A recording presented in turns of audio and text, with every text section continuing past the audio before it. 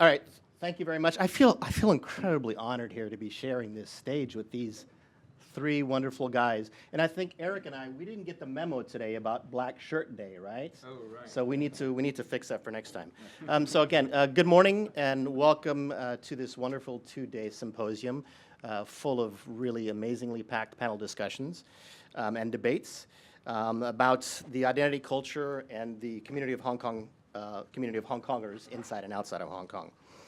Thank you again for coming here so early. I know that we really need to get moving on because we're really packed with a lot of great discussions and we're quite close and quite tight on time. So the three panelists for this morning will first make short presentations on the theme of today's talk. I will then briefly open the room up for one or two burning questions. So you might want to have something ready if you want to get it out right now rather than wait until the end. Afterwards, I will have the three panelists provide a presentation on the very specific topics that they are interested in and what they would like to enlighten us with. Afterwards, I will start with some personal questions that I have for each of the three panelists. And hopefully you guys might have seen the email that I sent you to prepare you a little bit for the questions that I have. And then, of course, at the end, we will have room again for some additional questions from the floor. So the panel discussion today or this first one this morning, will critically examine the removal and seizure of the iconic Pillar of Shame sculpture in Hong Kong and its ramifications. And I'm sure that was already mentioned. If you look on some of your seats, you see little 3D printouts of the Pillar of Shame by Jens Galschiot. Our exploration encompasses the dynamic influence in art in safeguarding collective memory, the stifling of dissent through changes such as sedition and national security, and the implications of these actions ranging from intimidation in Hong Kong to self-censorship within the international art community. Our distinguished panel, which consists of artists, scholars, and activists, we've already met them briefly, Dr. Eric Otto-Weir, Mr. Jens Galschiot, and Dr. Casey Wong, will cast a spotlight on the intricate facets of this situation. We will delve into how art empowers communities to confront historical injustices, the pivotal role played by international solidarity networks, and strategic approaches to counteract oppression. Ultimately, our discussion navigates the intersection of art, memory, and freedom of expression in our interconnected world. I know that we're short on time, and I know that there was already brief introductions given, but I think these guys deserve a little bit more in their biographies, so I'm going to take a little bit of time to introduce you more about their background and why they are up here today. So I hope you don't mind that I'm going to really boost you guys up because you deserve it. All right. So first of all, in the middle on the black chair, Dr. Eric Weir. From 1990 to 2006, Eric taught at the School of Design at the Hong Kong Polytechnic University. He was the associate head of the school and also led the Master in Design program as well as the Innovation in Design Management concentration of the MBA of the Graduate School of Business. He was a Rhodes Scholar at Oxford and Goldsmith College in London, and he completed a PhD from the University of Hong Kong in art history. During his time in Hong Kong, Eric also served as the director of the Asia Art Archive. He was in the advisory committee of the Academy of Visual Arts at Hong Kong Baptist University, on the Visual Arts Committee for the Hong Kong Arts Development Council, and served as president of the International Association of Art Critics, the chapter of Hong Kong from 1999 to 2001.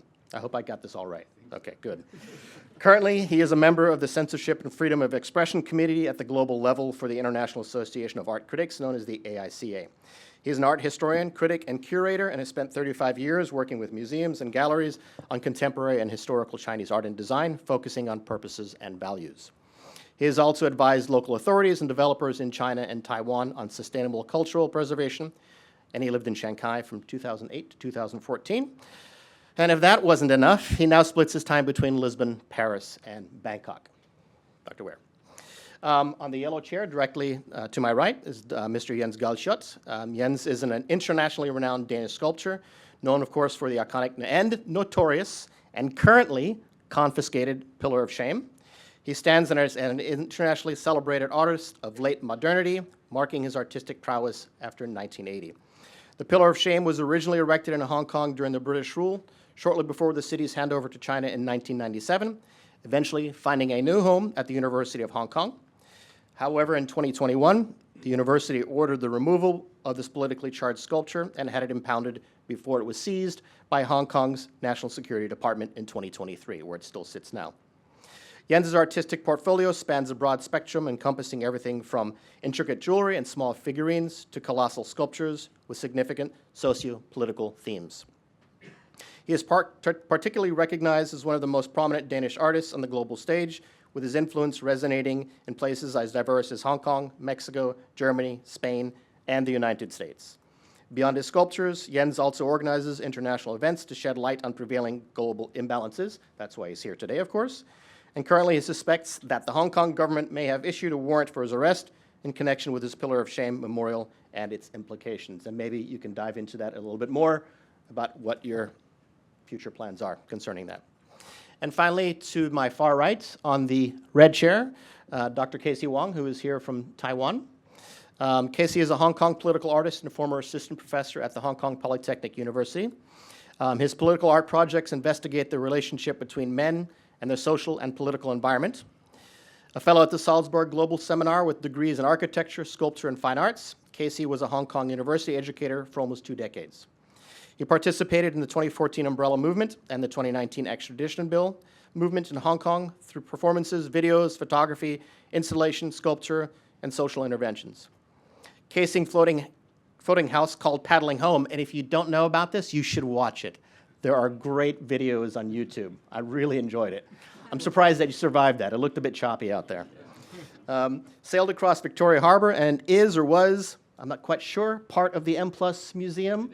There's, of course, a lot of controversy what is actually in their collection and what is no longer in their collection. He was awarded the Best Artist Award in 2010, Rising Artist Award and Outstanding Arts Education Award in 2003 by the Hong Kong Arts Development Council. Casey left Hong Kong in 2021 in search for freedom of artistic expression and now teaches and lives as an exile in Taiwan. He continues to advocate for the freedom of Hong Kong and Taiwan from China by using art as his weapon to vanguard. So thank you very much for joining us here today.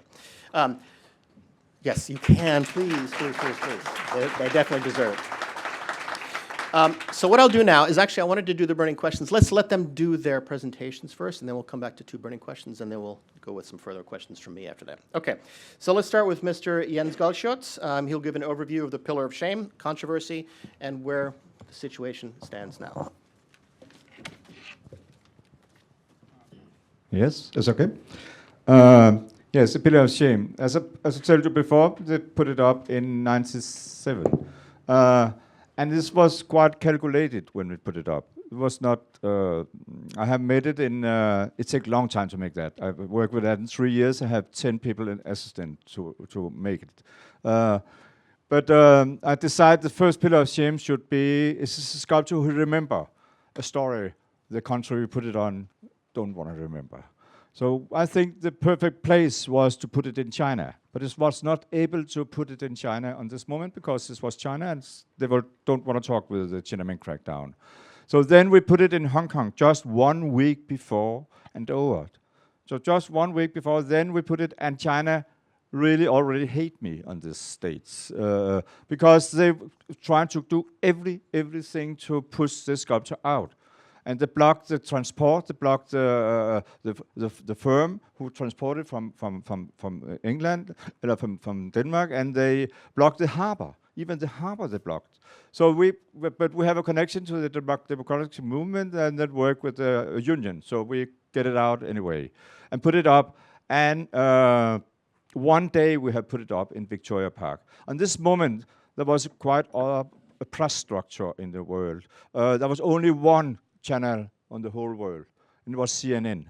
And we have a big fight with what to call it, the football players and us to have the States on CNN. So every move, every step we do in Hong Kong in this moment, it was told by CNN. And this was the meaning, because we know everybody in the whole world are looking on Hong Kong. What happened when a capitalistic society as the Hong Kongs be attacked and be given over to the communist system like the Chinese? What happened? And nothing happened, except we put the Pillar of Shame, and then the focus, the whole discussion. Is this allowed to put this, not little, it's 8 meter high, was sculpture up or not? So this is what art can do. Art could focus the discussion about something, who get it made really, really simple. So this this was the reason they get a big symbol about. It's not easy. This one, the big symbol of the freedom of expression, because of the simple question: is this allowed to put a memory up in Hong Kong about, or it's not? And China doesn't say anything. They said this is allowed to talk about Tiananmen, but it's not allowed to put a sculpture up about it. And we do it anyway. We have one day in the Victoria Park, and then we don't know what we should do. 12 o'clock in the night, there was about 150,000. This was the 4th of June. And then the student from the Hong Kong University said, okay, we take it. All 8 students movement we will take care of that and exhibit this. And then we put it, have a big fight with the police to get it in. And we success. Not because of the student and the fight, but because of the Britain government. Because they, somebody phoned to Margaret Thatcher and asked him, do we know there is fight against freedom of expression in Hong Kong? And then see, together with the governor, they called the police back and said, we won't not have any struggle against freedom of expression and any sculpture in Hong Kong. Is still British territorium. It was that 5 days more on this moment. This is the reason they are in Hong Kong. And this is really the pain in the ass. And this is the reason we put it like that on the chair. You know, you can't sit there without moving that, especially this position. So don't try, it's a bad idea. And I think China has it like that. So it's a really, really big pain in the ass in Xi Jinping now in the moment. So this was about this sculpture. And for many years it was a symbol. And they used it for all 8 universities. And after that, there was a lot of struggle, and then they began to attack the democracy movement, really attacked it from the Chinese government. And there was all this big fight together with the demonstration and all the students. And I think in the end, they lose the struggle against China. I thought they will win it, but they lose it. It's sad. China take over and have the whole system now in Hong Kong.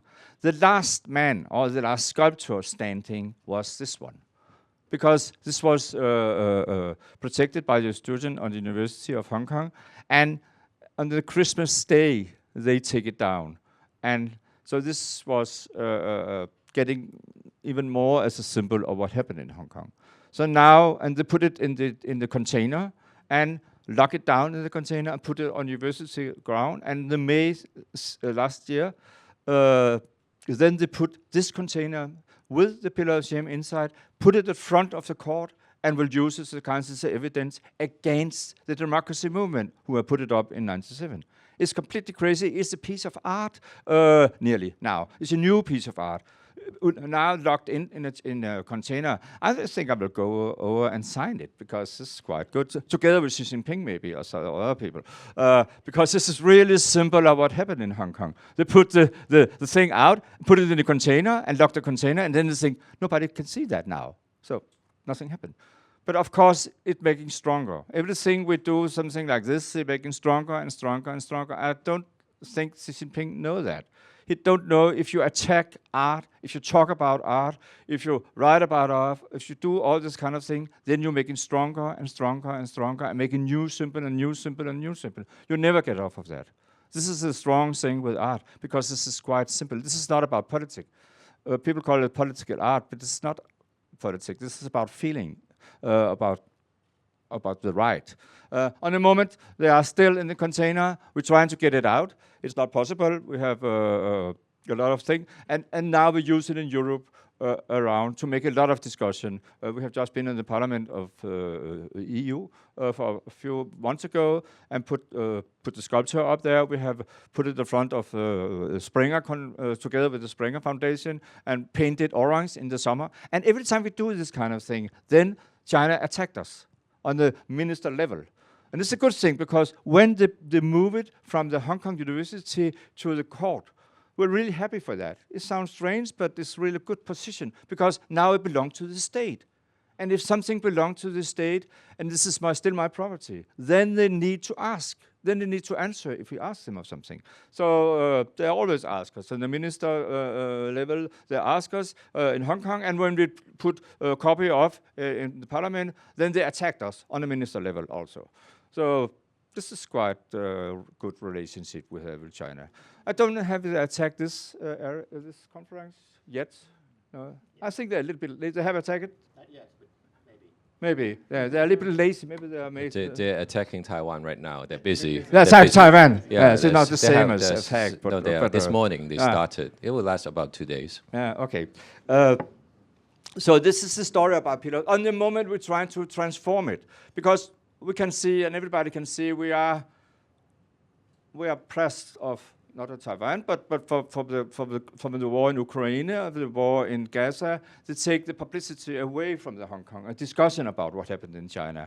So on the moment we're trying to get it back a little bit, to make this one, to make attack with the art scene in Hong Kong. The art scene in Hong Kong, this is all the Western firm, this is 5 Western firms, the most capital in the art, Bonham, Christie, Sotheby, and this kind of thing. They have the whole market in Asia. Every art who you buy in Asia goes through Hong Kong. If you buy a photo or a painting of Picasso to 50 million, then they go through the market in Hong Kong. This is a tradition. And this market now we attack because this market I work together with China and make censorship. It is not able to buy anything of Casey Wong or me or Ai Weiwei or this kind of people. You can't buy anything of this auction house now. So we're trying to attack what we can do in Europe. So in the moment we're trying to attack the auction house in Europe and ask them to not make censorship in Hong Kong. And if they do that, then we will make an attack against them and say they work from China. This is ordinary CSR rule. You can't, if you're a big firm like Henderson Morris, you can't making cotton in Xinjiang. You can't making the phone in the Uruguay. If you are Apple, you must do it in other places. So we will do the same thing with art and say, if you are a part of the art scene, then you must open up and exhibit Casey Wong, me, Ai Weiwei, whatever. You can do what you want, but don't censorship the market. If you do that, then we agree you can stay there. If not, then you must leave. And the moment we try to force them to make a charter, we make a charter and ask them to sign it. This is what I'm doing now with the Pillar of Shame. Thank you.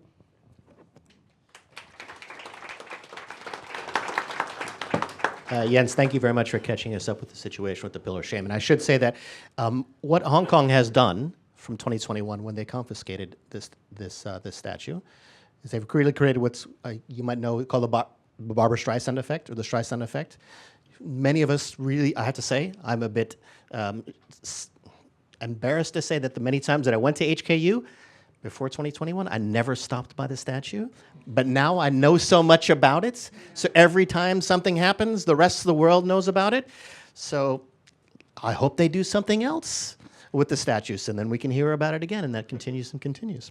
Thank you again. Eric, next, please. He's going to present us a quick presentation and talk about art as a tool for safeguarding collective memory. Thank you. Okay. I really want to step back and speak in a slightly more general way, but picking up a little bit on what Dean and Jens have been saying.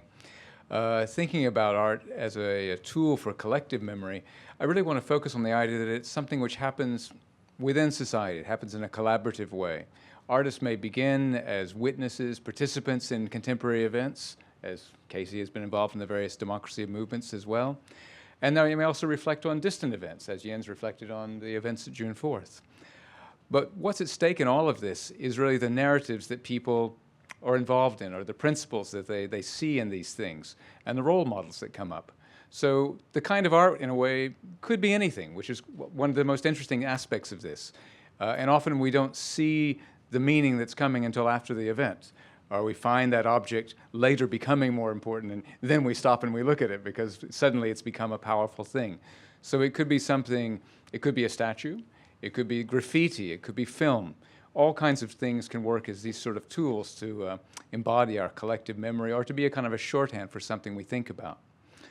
The issue here really is, I guess, getting to, the maker of the tool, to get that tool to be used by someone. How does this happen? And the process of this, I see it as very much participation with the community, as when students pick up a sculpture and make it into an important object for their lives. It's also competitive. Other people are putting up other things. We often don't know quite what will be important. But sometimes a thing also is important for a particular group of people at a time. So June 4th as an event has had a great significance for many people in Hong Kong.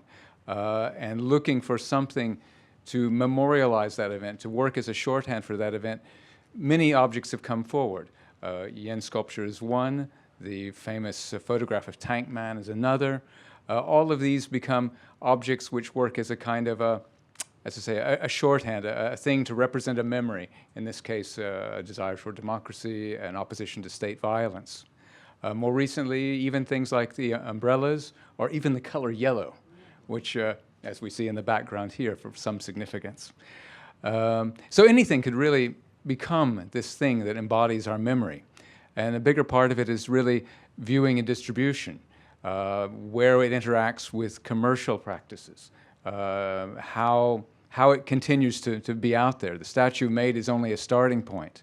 We worry about governments as being the gatekeepers of public space, so they can put statues up and take them down. But likewise, we should also be concerned with commercial organizations and how far they take risk or choose not to take risk regarding what's out there.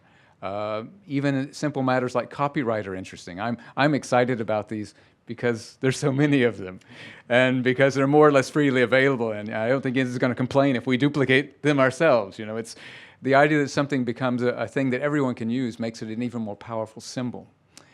You might think in that sense of some of the things we know historically in that light, like the American Statue of Liberty. The object is just yet another 19th century statue, but it's located in a great location, which helps. It's also worked out to be something which can be reproduced as a line drawing very easily, and the image of the crown and the hand with the torch is a nice further simplification. So we know about it.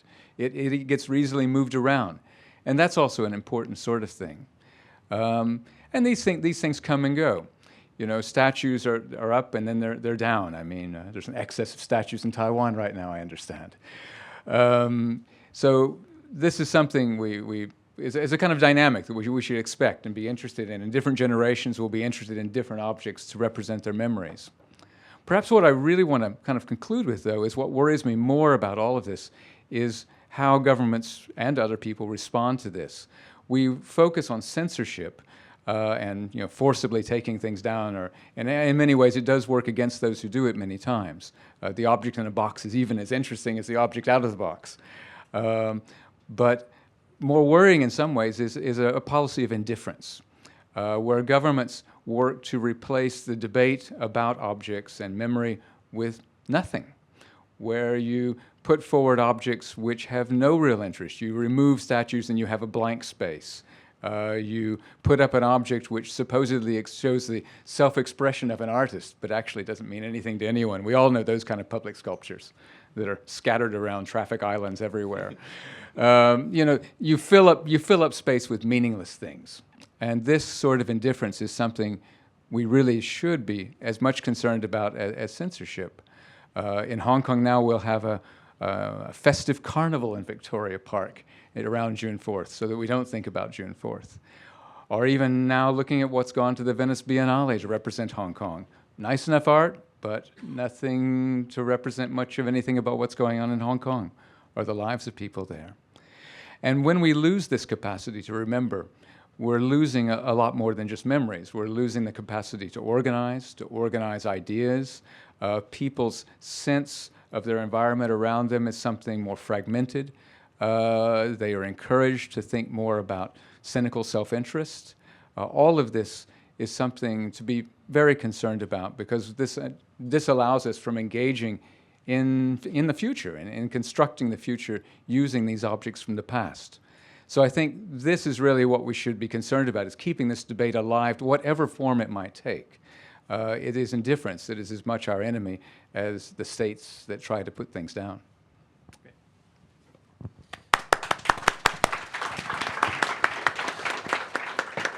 Thank you, Eric. I think he makes a very valid point, especially knowing that just this year alone, Hong Kong is planning 240 mega events, as they call them.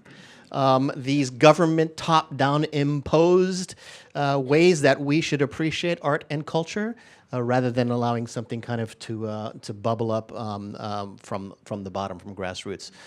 So I think this is something it's a current struggle that Hong Kong is really trying to find its way around. Thank you again. Next, Casey Wong. Casey will talk briefly about suppression and dissent in Hong Kong and its strategic application. I'm going to share with you guys memory from the past, unfortunately. I did a project back in Hong Kong from 2011 to 2014. The project is called Don't Want to Remember, Dare Not Forget. On the outset, it looks like a guy from the 1989 Tiananmen massacre before June 4th. And so in a way, I got my, I'm a ghost, metaphorically, as a messenger as well, and travels between various monuments in Hong Kong at the time. So my small little sharing is called Monuments and Transformation, which Eric dealt with earlier. So it was inspired by a project from an art organization called Wu Fa Tang, which is called Bicycles Going Between the Squares. So I thought that is a great idea, because at that time it's actually a low point of democracy movement in Hong Kong. So I understood that, because you already commemorate for, I don't know, 25 years. You know, you get tired. How can we borrow events from history and convert it so that it empowers us? That is my goal. So I kind of set out on my own to do this project. So it's kind of like a reenactment. During 1989, I'm 19 years old. I was first year in college. So I imagined if I was born somewhere else, maybe in Beijing, I would end up at the square too, right? Because everybody are going. You know, they ask, where are you going? To the square. Why? Why are you going? It's my duty, the guy on the bike said. And I think it's everybody's citizen's duty. And they realized early on, and that's why they act up and go to the square and express their desire for democracy and freedom. So where do I go? I go to Yan's sculpture. And here's a proof there, you know, picture on the left, to my surprise. 1 year, the police were there waiting for me. Yeah, I was shocked, all right? I mean, this is even before 2014. Yeah, I was shocked. I thought this is just, it's normal and human to commemorate all these killings, all right? And then the local police are there waiting for me. You know, because usually I go to Hong Kong U to have breakfast there first, right next to the monument, and then I do my flower thing and commemoration thing, and then the police was like trying to copy my Hong Kong ID card number. I was so angry and pissed. You know, why was something so righteous become so criminalized almost? So I was very angry. Nevertheless, they followed me. So originally, I can ride my bike really fast, you know, traveling from monuments to monuments. But now I cannot, because the police are using this big fat van following me. So I have to pedal very slow, so that they can follow me and report in where I am, without losing me. So yeah, and then I'll go there, and sometimes with friends, and then I have flowers and candles in the back of my bike. And then I'll do my little kind of moment of solitude and reflect upon the whole thing. And to my surprise, actually, back then, sometimes individual citizens, like that guy on the right with the crutches, like, no, they would just show up suddenly, and then suddenly got really serious and You know, it got me nervous too. So I kind of hide behind my Ray-Ban sunglasses. And then, wow, you know, somebody's like, they're real. You know, I'm just a ghost, but they're real coming to commemorate. So yeah, so you can see these as a performance piece, performance art, and live art, as well as a personal memory. Next, please. But of course, that monument is gone now. It's replaced by a resting area. But the monument, I want to tell everybody, already imprinted in our mind. All right, it's a monument of the mind that cannot be eradicated, that cannot be chopped into two. So I will slide down from Hong Kong U. First stop at the Chinese liaison office over there. So 1 year I went there, and there's only one policeman there. And then I gave him my iPhone and asked him, "Can you take a picture of me?" And he did. And he did, because he understood if the fastest he took the picture, the fastest I'll go away. I don't want a ghost in front of me to give me trouble. And this is kind of the relatively peaceful time. And then I'll, with my friends, we'll go to the Dr. Sun Yat-sen Memorial Park, you know, to basically to discuss what is the three principles of the people. 三民主义, 就是三民主义. What is this? You know, we learn about this and when we were a child, but you never really understood what it really means. Do you understood? Hey, I see a Taiwan person here. Do you understood what's the meaning of 三民主义? It's actually nationalism, democracy, and livelihood of the people, you know, welfareism. So yeah, I mean, between the three of us, we kind of like stood beneath the big bronze statue and you know, talk about Dr. Sun and talk about his girlfriends too. Yeah, so in a way, it's a very personal kind of way to learn about history, our own definition, rather than what the school books is telling us. And then we'll go down, of course, to the Flying Frenchman monument. Yeah, but originally, when Caesar, the sculptor, did it, it's called the Freedom Fighter. It was supposed to be dedicated to the brothers and sisters in Tiananmen Square, but the Hong Kong government was so afraid, so they changed the name to the Flying Frenchman. And you can see brothers and sisters who refuse to forget, gather there and you know, give flowers and give a moment of silence of our own. And then I'll paddle down to Victoria Park with my bike while everybody is staring at me. I'm like a ghost from the past. And then they set up this ephemeral monument there, right in the middle of the soccer field, you know, completed with obelisk and the goddess of freedom, of liberty in there. So yeah, do you know the feeling of holding a candle for like 2 or 3 hours? Yeah, it's like a very primal human thing. You know, you just keep staring at the light and kind of it gives you a warmth in the heart. I think this is a wonderful way of how monuments either is permanent or ephemeral, like this one. It can bring you and solidify this memory, and internally you process it into your own for whatever reason, whatever revolution that you're heading. Can we have the next picture? And back then in Victoria Park, they set up this gigantic banner, which is the photograph of the 1989 Tiananmen Square. When I first looked at this, I thought, this banner is already a monument. God damn. I'm gonna, you know, because I'm an artist, so I'm very sensitive to this visual image. I know I can take the best picture, but I don't want to just go there as my own. I want a full costume.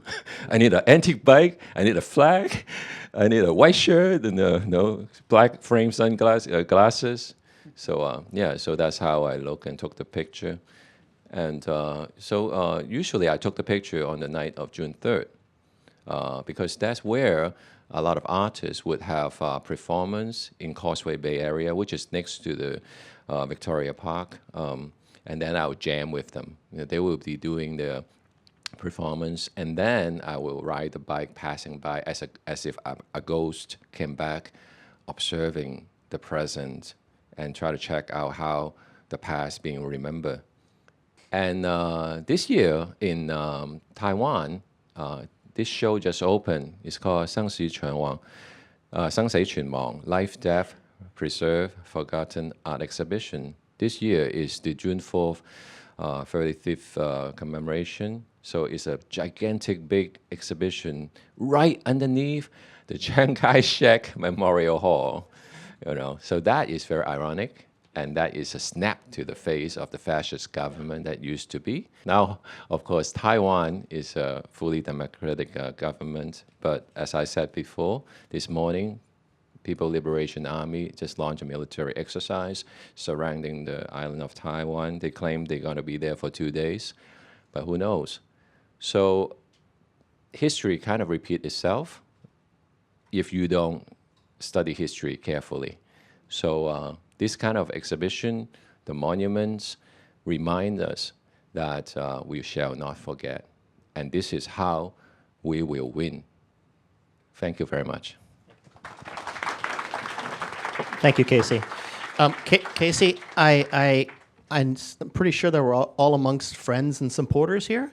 But if you feel that you need to hide behind some Ray-Bans, I will leave those there for you, right, for the rest of the show. Thank you. Just you can't keep them, though, just for right now. All right. So let's go ahead and open up quickly to one or two burning questions from the audience. Anybody? Hi, thank you for all the speakers. Your speeches is really inspiring and informative and also very important. I just have a question. As an artist myself, I just wonder, I understand art is really powerful and very important as a very important tools or even weapon. But the thing is, if you ask a lot of artists here, it's really difficult for us to survive or sustain our practice without more appreciation, values about our work and our practice. So how can we carry on with the fight with our art? And how can people to support us, or how can we link with other, I don't know, organizations, governments, business, so that we can carry on, use our talents, our tools, to fight for freedom and democracy, not just for Hong Kongers, not just for Hong Kong, but also where we are living, either in The Hague, in the UK, in America, in Taiwan, or any other countries, so that we all come together, we use our tools, our art, and also our resources. Where can we get more resources to carry on? Thank you. I have a good advice to you. Political art is really shit. Nobody will buy it. All institutions ban you. All the people who normally support art ban you. The rich ban you.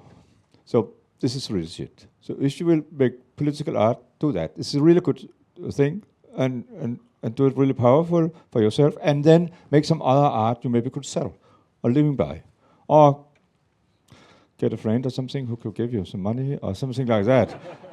Because it's not able to live by political art.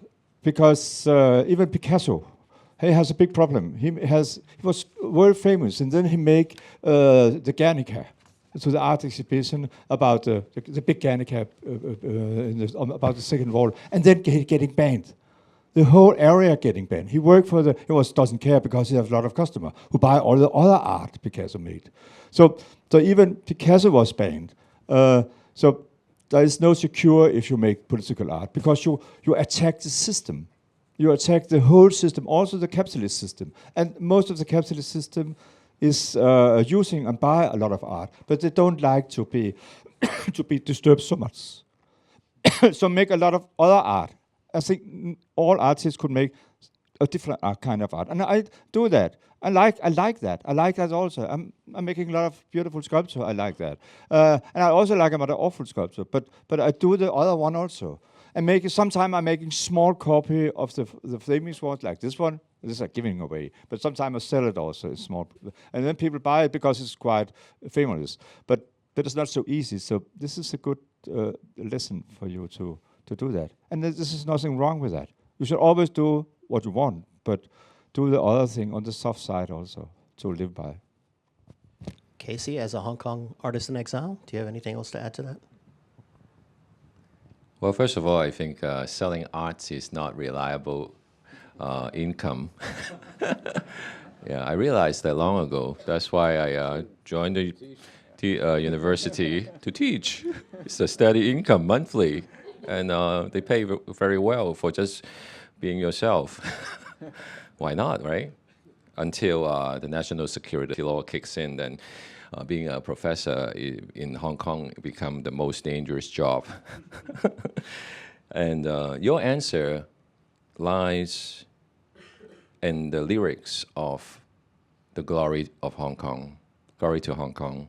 One of the lyrics say, 同行兒女，為正義時代革命. Brothers and sisters for justice, revolution of our times. That is the cause. So art is just a tool to get to that cause. That's how I operate. And so sometimes, but by understanding that, sometimes I don't show in the gallery. I show in the protest site because somebody already applied for the permit and I don't need to pay rent. I just go there, do my stuff, and then ride away smoothly towards sunset. So that's one of the way. But of course, we can hope to have a lot of resource, and you can do much bigger work. But that's not how art operates. Because I have seen art that have cost nothing, and is still great, and is still touching to the heart, that you want to cry. Okay, that kind of art. So creativity is important. So don't fall into the loophole of thinking, if I have the museum support, if I have the collectors, then this course will be great. No. A lot of artists, one of the artists work I like a lot is this artist stood outside of the museum, and it was snowing outside, and then he would collect the snow and group them into different sizes of snowball, and he sell them. Yeah. And it's amazing ephemeral art. Okay, so yeah, so that's what I do. Sometimes I do artwork that are made out of cardboards, but of course, I do monuments too. Sometimes my monuments still stand in Hong Kong. Don't tell them, all right? Don't tell them, please. Keep it a secret. So yes, if we have a lot of support, why not? But if we don't think too much about it, because if you take money, there's a price. You have to pay back. I don't take any money. I don't need to pay back. I'm my own boss. Yeah, and then I'm become untouchable. That's where you want to get yourself into. I hope that helps. Thank you. Okay. For the young gentleman in the back, can you hold on to that question? I'll come back to you when we have the open Q&A. All right, thank you very much. All right, I do have a question for all three of you, and this is more around controlling expression in the private space. So I have three different questions, one for each of you, and if you can take a few minutes to talk about it. So first of all, for Jens, how much right does a government or society have in managing, directing, or censoring expression, and how does the art community defend its artistic rights? Right, so think of that. For Eric, what is the current status of how Hong Kong government continues to tighten its grip on artistic expression? And are there any recent cases that you can discuss? And finally, for Casey. So writer and educator Cesar Cruz in 1997 said, quote, "Art should comfort the disturbed and disturb the comfortable." What kind of wiggle room or space is there under the two Hong Kong national security laws that might allow the private art community in Hong Kong to adopt this quote as a mantra to live by? Or are the red lines still too fluid and unstable right now? Good question. So we'll start with Jens. Yeah, it depends on what government, but I think all of the government don't like to be attacked of anybody. And if you're powerful enough, then they try to kill you. I often attacked a lot of people, and attacked the big firm, and attacked everything. I have make it happening all over the world. But I always make it together with the movement around, but I also make it kind of a trap. Nearly the same as you do with the word. What is democracy, freedom, of this kind of thing? All the government, all the authority has a word for how good they are. And I often take this word and say, okay, you are so good, we will celebrate that. We'll make a sculpture about that. We will talk about what good we are to do this kind of thing. And this is really, really difficult to them after that to put it down. So this is the way I often work. I have a big happening in Europe called Don't Feed Your Inner Beast, or My Inner Schweinhund is called in German. This was about, I put a lot of different sculpture around. And then I asked, even in Holland, in Amsterdam, I put one in the middle of a Dam square. And then I asked the mayor to let it stand there. It was 1 ton big sculpture, it was a big one, about a pig. And then I asked them to stay there or make a discussion, only 2 weeks, and make a discussion of how we handle the problem with the poor who are trying to go to Europe, and on this moment drowning in the water between Europe and Africa. So I want to have a discussion about how this fit out in our moral system. And then it's really, really difficult to move this kind of sculpture, because I only asked them to be there for 2 weeks. And if you move it, then you are responsibility for the opposite. We don't want to kill them. We want to kill them. So then nearly everybody, except in Munich, where the mayor was really right-wing. But the other one, let it stay there and maybe discussion. And after that, they have a big problem. What should we do with the sculpture? Where should we put it? And this is a part of the discussion. So I always making a kind of a trap and making this kind of thing. And I think this is not so difficult to do that. And they make a lot of public space. So I mean, the artist has a duty to make this kind of discussion in the society, to make the question about how the society is, and maybe the government have the duty to fight against the artist. And this is a really big problem if nobody fights you, because then you are nothing. So you are only something if the state or the people in a way don't like you. Because if they like you, then it doesn't care. So you are giving meaning because the people don't like you. They say, oh, it's too much. I'm not so good as you believe. But you can't say that. This is a tricking point. It's good to know when you make political art, this statement. So the attack against the art is not a bad thing. It's a good thing from an artist, because you use this attack to make the art.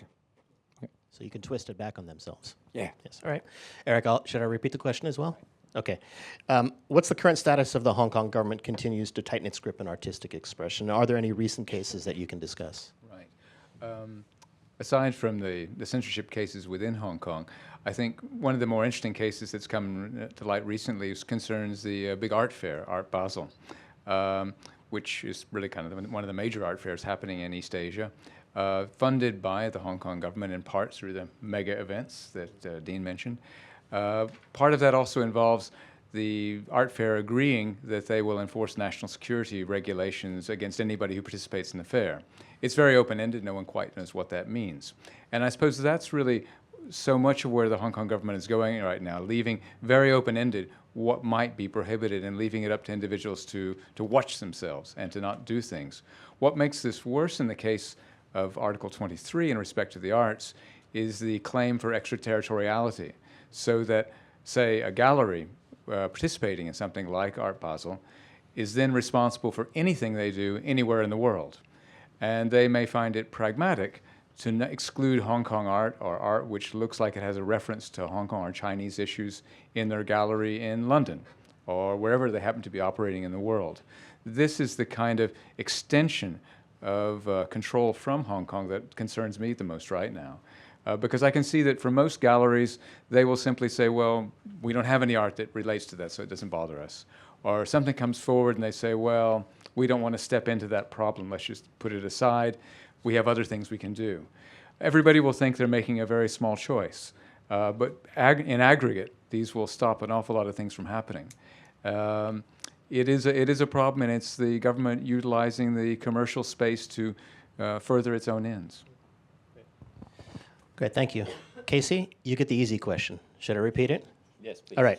Writer and educator Cesar Cruz in 1997 said, art should comfort the disturbed and disturb the comfortable. So what kind of wiggle room or space is there under the two Hong Kong national security laws that might allow the private art community in Hong Kong to adopt this quote as a mantra to live by, or are the red lines still too fluid and unstable right now in the city?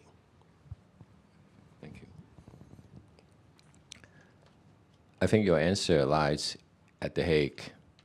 In here, this town, there is a great museum called KM21. They focus on photography. And right now there's an amazing show by Ukrainian artist. His name is Boris Makalov. And he lived under USSR's regime. And he didn't give up.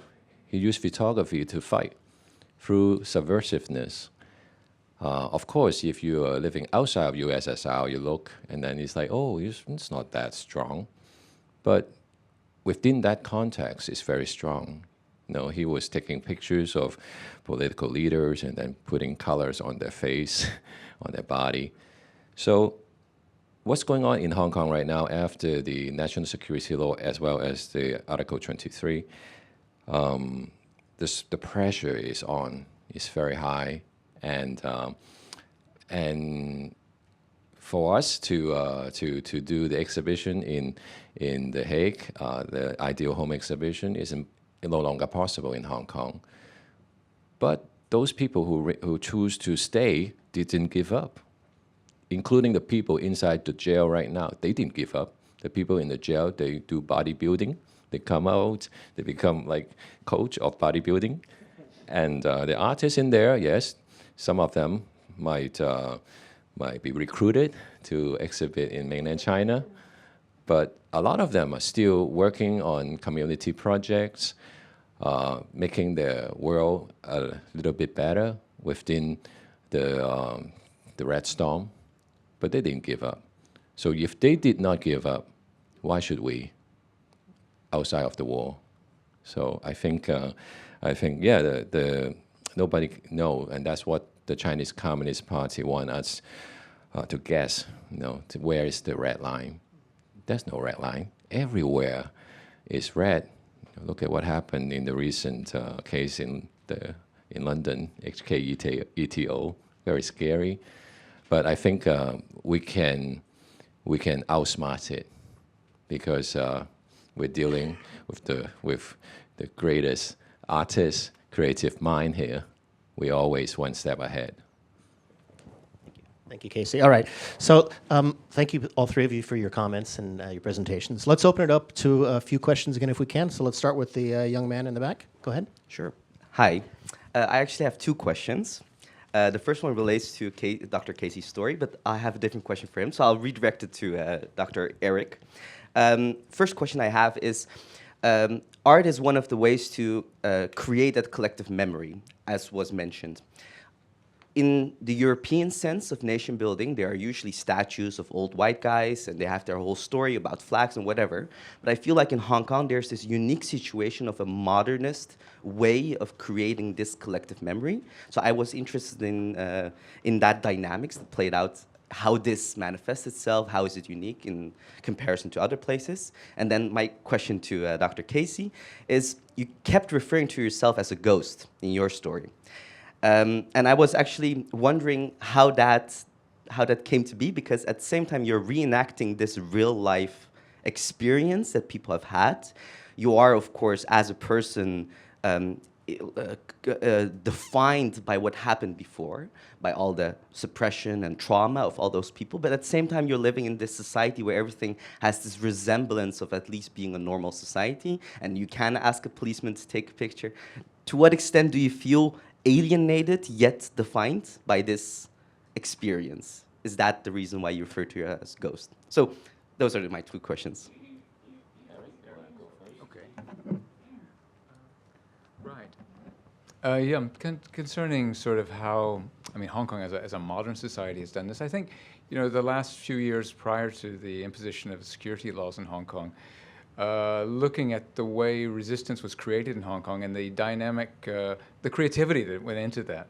That's the sort of thing I would think is something to think about. The use of Post-its, the use of colors, all kinds of unexpected things that basically work with common, ordinary materials that allow for people who aren't necessarily trained artists to work with.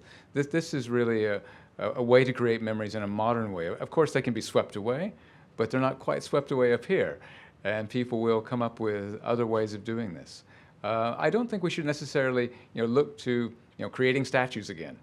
Statues, as you say, this is something which happened in Europe, and even Europeans don't do very much of anymore with, guys on horseback and such. One looks, I think, now to things which are widely distributed and widely available for any number of people to work with. This is where memories get created, and of course they get distributed also through digital means, through means which are much more varied and multiplied over anything we had in the past, as opposed to simply occupying a prominent space. Okay. I have this ability to transform myself by just concentrate and think about it. And so when I was riding that bicycle, I'm not myself anymore. I am reenacting internally. I become it. I am it. So that's a difference. But of course, sometimes I get snapped out of it because of the harsh reality of the Hong Kong people. One time I was riding in the road, and then there's a red light, and then the taxi guy right next to me pull up. And then he looked at me. He's like, "You got nothing to do?" And then I look at him. I understood where he stand. And then I said, "I apply for leaves to do this." And then he said, "Lunatic!" And then he rolled away. And then sometimes, one time I was riding near Chinese liaison office, and then there was this old guy coming out to stretch his back, and he saw me.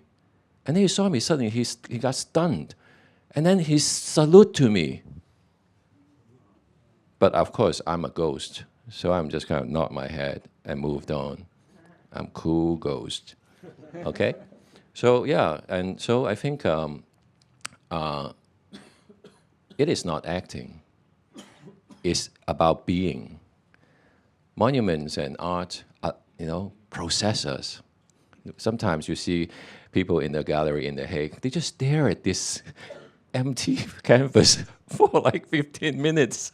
What's going on? Because he walked into the clouds. Yeah, that's an exhibition in The Hague right now. It's called Walk into the Clouds. Don't miss it. It's in the palace up north. So yeah, everybody can have this possession, and art is a vehicle that brings us there. Yeah, so that's how I do it. Thank you. Thank you very much. I have some bad news. And this is probably what's going to happen throughout much of the next 2 days. We're out of time. So I apologize that we can't entertain any more questions right now. But I do implore all of you, when we're going to take a short break here, you have 3 gentlemen that will be out there as well. So corner them and ask them your questions. And keep them for as long as you can. I hope you guys don't mind. Thank you again for the 3 of you, Casey, Eric, and Jens, for your time today. I think this has been a great panel to kick off these 2 days. We have a lot of enlightening things to hear from the rest of our panelists and speakers. So again, let's give a round of applause through 3 speakers. Thank you.